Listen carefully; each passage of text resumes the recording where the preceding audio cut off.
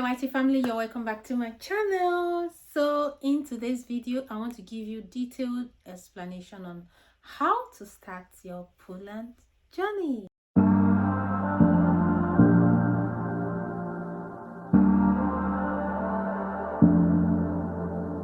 So I have jotted down some questions and answers on how to start your Poland journey from West Africa. Yes, basically this video is basically for those in Nigeria, Ghana, Cameroon and Benin Republic, because they use the embassy. I think there's still another West African country that use the embassy in Nigeria. I'm going to be basing my discussion today for those going for masters and BSc. You need to get your certificate ready. O level, your BSc. If you're going for masters, you need BSc, but there are some schools that accept HND for masters, but you have to be upper credit or distinction. So the process is very tedious, yes, but it's worth it because it's worth it. There are some schools, if you're going for BSc and you're above 27, sometimes they will require you to present maybe OND, HND. They are not admitting you based on your OND or HND. It's basically on your O level. But sometimes they want to know what you've been doing since you left school.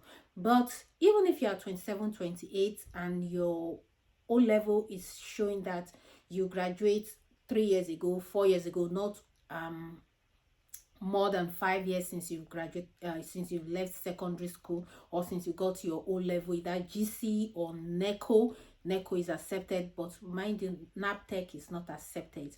Yes, so if it's not more than 5 years, fine, they may not require you to present O level, HND or BSc, because those things are needed for students who have left secondary school or had their O level results more than 5 years ago, some 6, 7. Even if you are 40 years old, you can still do your BSc. After getting all those ready, you now have to go to Abuja, Ministry of Education, Ministry of Foreign Affairs, to get your results or to authenticate your results. So the essence of this authentication is for you to be able to legalize your documents at the embassy. So legalizing your documents can be done later on. So I'm going to talk about the visa part of it. So what I'm talking now is your application process. But some schools don't require you to authenticate your results or legalize your result before you apply. But some schools, they need it, so it's very important you do that. So but there are some people, like during my time, I already applied to my school before I thinking of authenticating my results. Yes, because my school don't necessarily need it for you to apply, but you need it to enroll when you've gotten your visa, when you're in the school. So just check out the school you're applying, the website, to see what they need. So after you've authenticated your result, you apply, then your school have given you admission. Next is to book appointment for your visa. And before you book appointment for visa, make sure all your financial documents are ready. I'm going to do another video based on questions the embassy usually asks during the process of your interview. During my time, there was nothing like interview, but of lately, for the past 2 months, they've been series of interview, as in funny questions. Now let's talk about accommodation. So there are 2 ways you can get accommodation. One is from your school. I always recommend this one.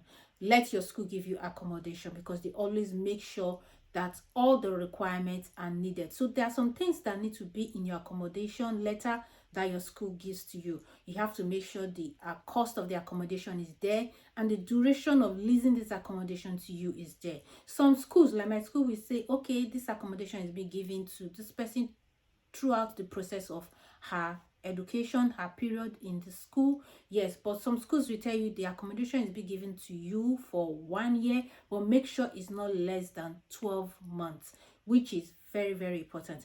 And another way you can still get accommodation if your school don't have accommodation is you can talk to your friends in Poland. They can help you get accommodation contract from landlords. But mind you, make sure the accommodation contract is registered, because some landlord will not want to register the accommodation if the person is not in Poland.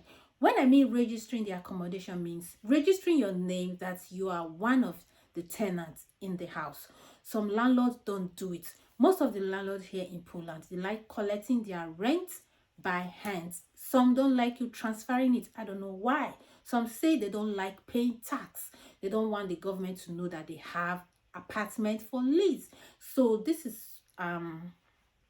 best known to them. So you have to make sure the accommodation you're getting is not Oluwole accommodation. When I mean Oluwole accommodation, like cutting corners accommodation, yeah, you may be lucky. The embassy may not scrutinize your accommodation contract, but you may be the unlucky person that at your time they may just like, oh, let's just confirm if this accommodation is truly if it's real.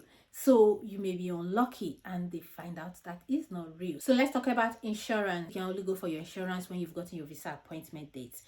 Most times I always recommend alliance insurance. There are still other insurance that the embassy also accepts, but I prefer alliance insurance.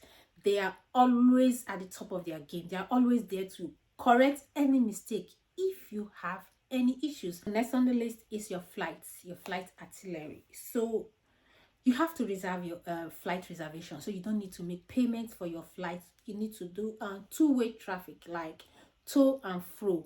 So my own time, I use Ethiopia Airline. You can use Lufthansa, but most people, like 80% of people I know, use Ethiopia Airline. So you can do this yourself. You don't need an agent to do that for you. Make sure it's to and fro, and make sure the cost of the flight is not much when you're reserving, despite you're not paying. But always go for the cheapest fee, because sometimes this embassy, they calculate the money, and based on your proof of funds, they sum everything up to know if truly you can afford going to Poland. So now this brings me to what financial documents you need to take to the embassy after your applications, your authentication, and your accommodation, your visa appointment dates. Remember, before you book for visa appointment date, make sure that your financial documents are set. Everything may not be like completely set, but make sure you've already know what you're using for your financial documents. So there are two financial documents you can use. One is payslip. Remember, everything has to be verifiable. Two is either credit card limits. So if you're going for number two, you have to make sure that at the process, when you're starting your Poland journey, start that process, because some banks takes 2 months to get the certificate ready, and some banks may just give you the certificates, but in the real sense, they have not registered it in the system, and you may be unlucky, and the embassy end up trying to verify, and the bank cannot verify it because it's not yet registered in the system.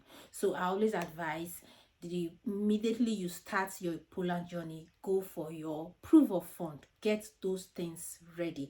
So as for your pay slip, depending on your tuition fee, like if you're coming for nursing, if your tuition fee is from 3,500 and above, pay slip of 800,000 is enough. Make sure you get someone working and that can afford 800,000 pay slip to give to you. At least 3 months pay slip is okay, but I always advise go for 6 months. But if you go for if you present 3 months pay slip, there's nothing wrong with that. Yeah. And secondly, for your CC, for your credit card limit, 6.5 or 7 million can work for your proof of funds for your credit card limit. There's something I want to say. It's not about the money. Some people, you see them, they have 11 million credit card limits and pay slip 1.8, but they still get rejected for number 3. I will do a separate video to explain those number 1, number 2, number 3, how you can appeal and what they actually means, and how you can sort it out. So it's not all about the money. And I've seen someone that have credit card limit of 5 million and pay slip of 750,000, and they got their visa. And that person is going for a school that the tuition fee is about 2.5 million. So it's not about the amount, though the amount still has its own rule, because definitely you can't come with a pay slip of 350,000 and the credit card limit of 2 million and be expecting visa. Definitely that is not going to work. but don't over exaggerate things. Okay, what happens if your sponsor owns the business? If your sponsor owns the business, your sponsor should generate pay slip for themselves. How to pay your tuition fee? Paying your tuition fee is very easy. You don't need to contact anybody in Europe to help you pay, except the person paying for you in Europe is your uncle, your auntie, your siblings, and they are doing it for you for free, like paying your tuition fee for you. But if you have to give them naira to help you pay, please don't waste your money. Walk to any bank in your country, fill out form A. Is way more cheaper, because buying euro from black market is about 650, 640, 645. But if you go through form A, the bank is going, some bank, depending on the bank is going to process it for you 500 per euro, 510. Some bank is going to do it 490. You can see how cheap. You see how much you're going to save. Multiply that by your tuition fee. You can see how much you're saving yourself, and it saves you from stress and less risky. Imagine giving a whole lot of money to someone to help you pay tuition fee, and at the day you want to ask the school to refund your tuition fee, maybe you feel like changing your mind, you don't want to continue the Poland journey, the money is going to go back to where it came from. Like, it's going to go back to the person that paid it, that helped you pay the tuition fee. Except some schools that will want you to fill a form during your application process, to fill a form where you want your tuition fee to be refunded to, in case you decide to like terminate the process. So now the next on the list is, what document do I need to submit during my visa application? So I'm going to be reading it because I've jotted down. So first, what you need to submit is your visa application form. You need to fill your visa application form, is on the website. And secondly, you need 3.5 by 4.5 passport photograph. Make sure the background is white, not cream, because I've seen them chasing whole lot of people that came with a cream kind of, not really white background. Make sure it's white. Sometimes I advise, just make sure you snap different passports from different people. If you can snap 3 sets of passport, because they need only 2. Yes, 2 they need, but snap 4 from different people. Yes, I went with like 4 sets of passports, 4 from different photographer, because I don't want story that touch. Taking in face, clearly showing your eye, your face, your both ear, yes, has to show, and your shoulder has to show in this passport. Not really like your full shoulder, but a bit of this has to show in your passport. Make sure you note this down. I will write everything in the description section, so you can just check them out. Next is, your passport has to be valid for at least 1 year, nothing less than 1 year. If your passport, your international passport, is valid for 9 months, you may be lucky. And if they accept it, if the visa officer accepts it, so you may be unlucky, you end up getting 6 months visa. So I always advise, before you start this journey, go get your international passport. It has to be at least minimum of 1 year validity period. Yes, a copy of your passport data page, you have to make photocopy of it. Yeah, even if they don't take it, my own time they didn't take it, I have a friend and they took it, so just get those copies ready. A copy of your flight ticket. Make sure you go for the cheaper cost, the cheaper flight. Don't go for too expensive, thinking because you're not paying for it. No, make sure you go for the cheaper one. And make sure your flight reservation is nothing less than 7 months. Yes, but sometimes, depend on the visa officer in charge of your case, some may just judge you based on your flight reservation. But at least you can go for the one of 8 months. You may be lucky. Yeah, I'll also do a video on how you can fill your visa appointment form. I'll do a video on that. So your healthcare insurance, 30,000 euros. That is what the embassy requires. You don't need to do 3 years healthcare insurance. During my time, I did 3 years and 4 months. I wasted money. A friend's sister came last month. She did 1 year and 1 month, and she got her visa. So don't waste your money. 1 year and 1 month or 1 year and 2 months is okay for you. A copy of your ID to confirm legal residence within the consular direct district of your application. Yeah, so you need a copy of your ID, any ID wherever you have to present it. Mind you, legalization is very, very difficult to get. Dates is very difficult to get, so make sure you get your authentication ready, so that on the day of your visa interview, your visa appointment date, you will legalize that day. Yes, there was a time they stopped legalizing the day of your visa appointment date, but they later started, so because they know the appointment date for legalization is very difficult to get. And also you need your proof of accommodation, like what I said previously. Make sure you check very well and make sure everything is intact. Document confirming the purpose of your stay in Poland. So yeah, so the document confirming your purpose of staying in Poland, which is your school admission.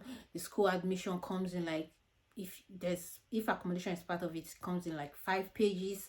Make sure everything is intact. So these are the documents you need to take to the embassy on the day of your visa appointment. So just to add, for the documents you need to take for your visa appointment dates, don't forget about the sponsorship proof of fund, your sponsor. So for your proof of fund, you need your, if you are using payslip, make sure you have either 3 months payslip or maximum 6 months, and get your sponsorship your sponsor letter declaring that he is sponsoring you. So there's one that is going to be in the High Court, and you notarize that, and there's another one that is going to type, sign, you also notarize that.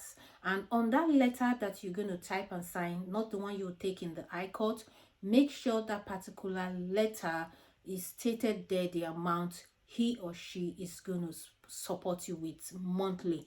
Yes, so make sure it's stated in that particular letter. And also certificate of employment. Make sure the if your sponsor is a self-employed, has his own company, he should still generate certificate of employment for himself. Make sure it states in the certificate of employment the total amount he earns, and the total amount he earns, and the accumulation in a year, how much it is in a year, and the position and the year he or she has been in charge of the company, or he or she has been working in the company till date. Make sure your letter of sponsorship is original, the affidavit of sponsorship is original, and certificate of employment is original. Payslip can be photocopied, doesn't matter. You don't need to notarize your payslip. Yes, you don't need to notarize it, but you must notarize the affidavit of sponsorship, letter of sponsorship, and certificate of sponsorship. Yes, you just have to do it. And if possible, everything has to come with a stamp of the company, right? Reason why I said make sure everything is genuine, because I don't know how this embassy try to verify. So if you're watching my video, if you're in Poland and you've once used Oluwole way of doing it and you got your visa, maybe you were lucky they didn't find out, or they didn't bother to verify. So this brings me to the end of this video. Yes guys, this brings me to the end of this video. I'm going to do a video on common questions the embassy asks applicants. Yes, so subscribe to this channel, like and share this video. If there's any information that I forgot to add in this video, I'm going to leave them in the description section, so just check them out to read up and catch up what I have been saying so far. Guys, I love you. I'll see you in my next video. Bye bye.